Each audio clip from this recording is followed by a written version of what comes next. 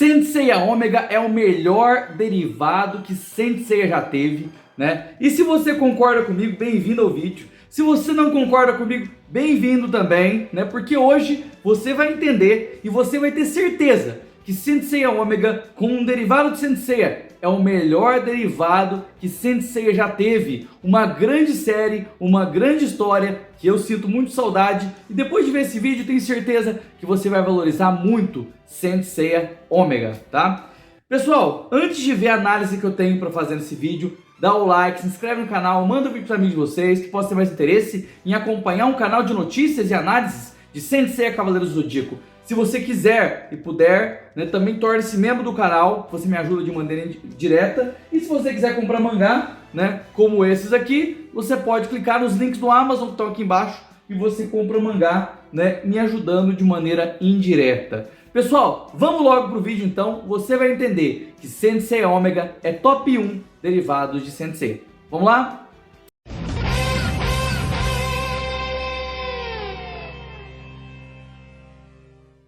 Então, gente, vamos falar da polêmica, tá? Só para introduzir, né, eu sei que a maioria que já sabe, mas Saint Seiya Ômega é uma série, né, de Saint Seiya, lançada lá em 2012, né, começaram em 2012, terminaram no comecinho de 2014, teve 97 episódios, né, era programado 52 episódios, mas como deu relativamente certo, tá, eles expandiram para 97 episódios, né, fazendo aí 2 sagas inteiras, né. A história se passa no futuro, sendo o Ômega uma continuação alternativa de Saint Seiya, né? Eu não gosto de chamar Ômega de spin-off, tá?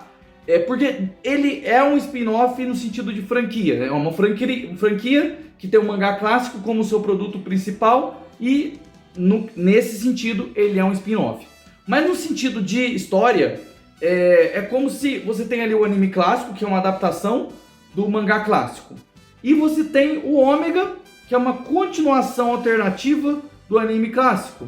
É como se fosse um Dragon Ball GT. Você se chama Dragon Ball GT de spin-off, né? Então, por isso que eu não gosto de usar a palavra spin-off para Saint Seiya Ômega, tá? Mas use da maneira que você achar melhor, da maneira que você entender, tá?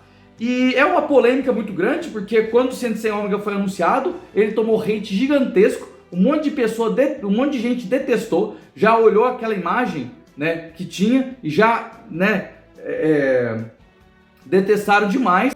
Já eu aqui, né, eu apoio o Saint Seiya Ômega desde que ele foi anunciado, né, participei do evento, né, de pré-estreia, né, lá em São Paulo, foi anunciado pelo Eduardo Vilarinho lá do Cabo Zodíaco, um abraço se ele estiver vendo aqui. Ganhei esse pôster, né, lindo aqui, que eu guardo até hoje, tá? Então, assim, tem muito carinho por essa série e eu vou explicar por que aqui, tá? Gente, antes de falar diretamente de Saint Seiya Ômega, queria falar pra vocês que eu sou muito apegado à essência de Saint Seiya, tá? Kurumada já falou em entrevista, ele já falou muitas vezes, que a essência das suas obras é a luta entre o subestimado, o baixa patente, o fracassado contra o talentoso. Então, o esforço, né, versus talento, né? Essa é, né, uma premissa que o Masami Kurumada tem desde quando ele fez Rin Nikakero, né? Lá em Rin Nikakero, o protagonista é um personagem que era medroso, não queria virar lutador de boxe, né? Mijava na cama, a irmã dele que fazia tudo, ela que era fodona, ele era um medroso, né? Mas ao ver a irmã ralando tanto por conta dele, ele pensou o seguinte: olha, eu não queria, mas para sair da vida que a gente tá, né, para que o esforço da minha irmã não seja em vão, eu vou apostar tudo no ringue. Então é isso que significa Rin Nikakero, aposte tudo no ringue, né? Então desde então, Kurumada tem essa premissa de mostrar o esforço versus talento, esforço versus talento, tá? E o Seiya no mangá clássico e no anime clássico mostra isso muito bem. Quantas vezes você viu o Seiya apanhando, o Seiya ralando a cara no chão, não só o Seiya, mas como os outros personagens, né? E como que eles ao longo da história têm que enfrentar não apenas inimigos 1000 vezes mais fortes que eles, como limitações que eles têm na própria mente, né? Eles têm que enfrentar limitações, coisas na personalidade deles ou coisas que não são tão importantes comparado a um amor e a paz na Terra. Eles têm que superar essas coisas, né, para conseguir vencer desafios, né, milhares de vezes mais fortes do que eles, né? E a Saint Seiya e o Kurumada mangá em geral tem isso como essência, né? Isso está não em Saint Seiya, mas também em outras obras de Masami Kurumada, né? E o que acontece, gente?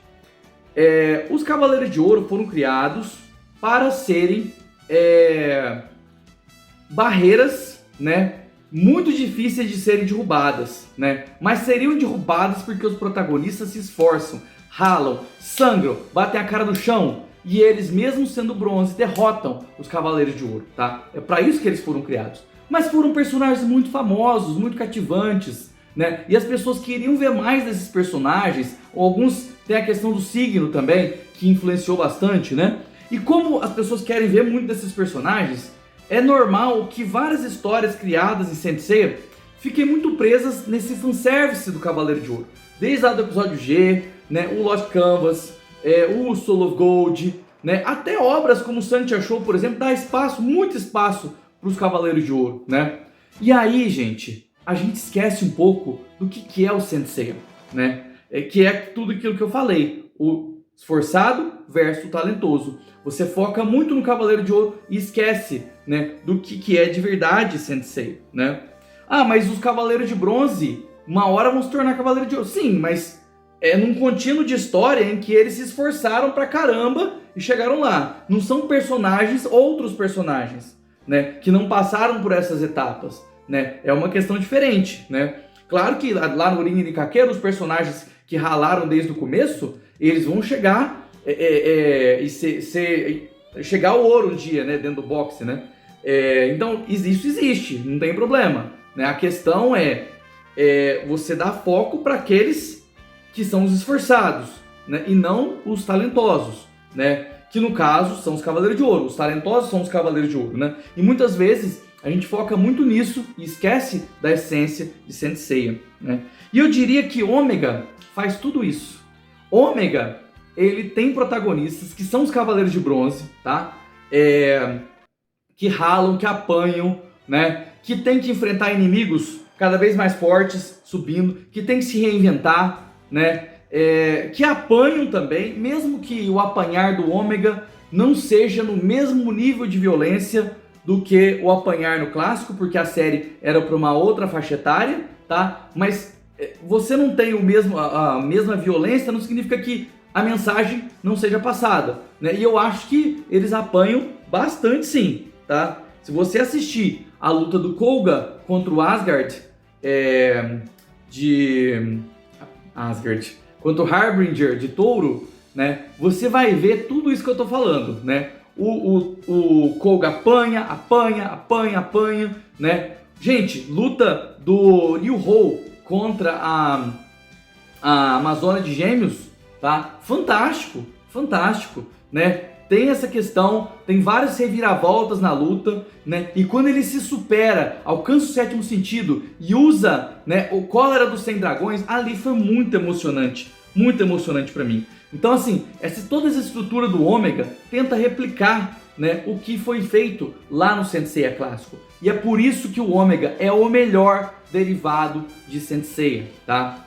Inclusive a estrutura, ele tenta replicar também um pouco da estrutura de arcos do Saint Seiya clássico na primeira temporada, tá? Na segunda é diferente. E, claro, na segunda temporada eles tentam entregar um pouco mais de fanservice, né? Então eles continuam entregando boa parte das coisas da primeira, apesar de que na primeira entregou muito mais nesse sentido do que na segunda, tá?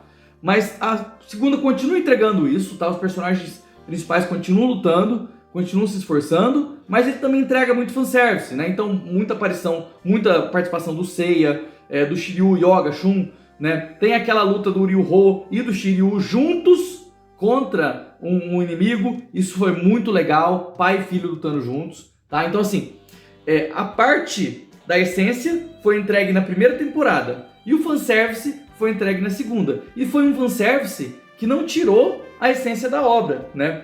Sem falar, gente, resoluções muito legais. Ele conseguiu criar, Ômega conseguiu criar alguns personagens específicos que são muito bem construídos. Genbu de Libra, muito bom, né? Muito bem construído. Harbinger de Touro também, né? Muito bom. O Kiki foi feito de maneira legal, tá? O Eden, até certo ponto, foi feito de maneira legal, né? Tudo é legal na história? Não. O Capricórnio, por exemplo, é um lixo no Sensei Ômega, como quase todos os Capricórnios da franquia, né, são ruins, tá? Então, assim, o pessoal já vai achar que eu sou hater de Capricórnio de novo aqui, tá?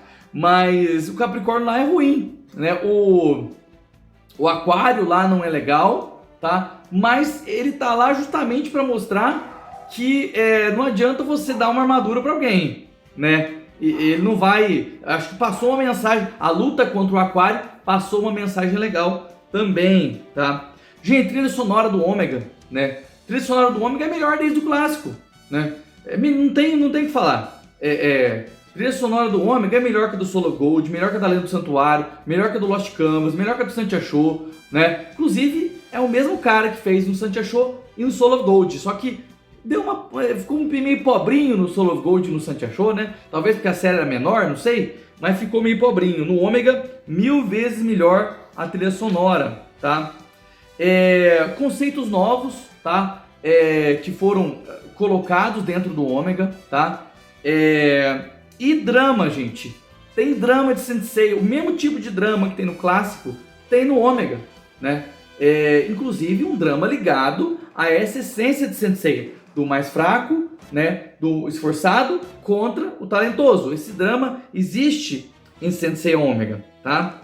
E agora, por que ele tomou tanto hate, tá? Gente, para começar, né? Se você olhar, o Ômega começou com essas armaduras aí que parecem colantes, né? E isso incomodou as pessoas, tá? Foi o principal lá no começo. Né? As armaduras parecem roupa, né? Incomodou muita gente, tá? Então, assim, as pessoas são muito ligadas na aparência. Muito ligadas na aparência, tá? Infelizmente, a gente tem um público que enxerga mais a aparência do que a essência, né? E é por isso que o Sensei Ômega, né, tomou tanto hate que muita gente não deu nem chance para assistir Sensei Ômega, tá? Já passaram-se 14 anos desde o início de Sensei Ômega. Vai lá, dá uma chance, assiste Sensei Ômega, assiste na Crunchyroll se você tiver assinado, mas assiste outro meio também, porque já se passaram 14 anos, tá? Assim, obviamente, eu sempre prefiro que assista a série oficialmente, tá? Se você puder, assista a série oficialmente, né? Tem DVD também, tá bom? Eu tenho aqui, tem os DVDs, tem os Blu-rays de Sensei Ômega, tá? Então, assim, assista Sensei Ômega, dê uma chance. Eu tenho certeza que se você for uma pessoa que se importa mais com a essência e menos com a aparência, você vai gostar de Sensei Ômega, tá? Infelizmente também tem um público que não apenas é muito apegado à aparência, como gosta da aparência de Sensei e não gosta da essência. Isso é o pior, porque infelizmente nós vemos na fandom pessoas que gostam de Sensei porque de mitologia grega, porque gosta da arte, porque gosta do signo, porque gosta de um personagem específico que imita, né? Mas a essência em si da história, a pessoa não gosta. E a pessoa reclama dessa essência até no clássico. Aí, obviamente, que no Ômega, onde essa essência está presente, mas a arte original do mangá ou do anime também não está presente, pelo menos não até a metade, né? A pessoa, obviamente, não vai gostar, tá? Mas eu vou dar um voto de confiança e acreditar que existe muito mais gente, no primeiro caso, que é muito ligada à aparência, mas gosta sim da essência de Sensei, do que o segundo caso, que são pessoas que não gostam da essência de Sensei, gostam só da aparência. Eu vou apostar que existem mais pessoas do primeiro caso do que o segundo, né? E acreditar que se você que está assistindo esse vídeo, né, assistir Sensei Ômega, dá uma chance, eu tenho certeza que você vai gostar. E com isso eu me despeço desse vídeo, tá? Eu tava pensando em fazer esse vídeo faz tempo e exprimir a minha opinião sobre Sensei Ômega. Espero que vocês também deem a opinião de vocês aqui nos comentários. Pessoal, um abraço, até mais. Tchau, tchau. Meteoro de Pegasus!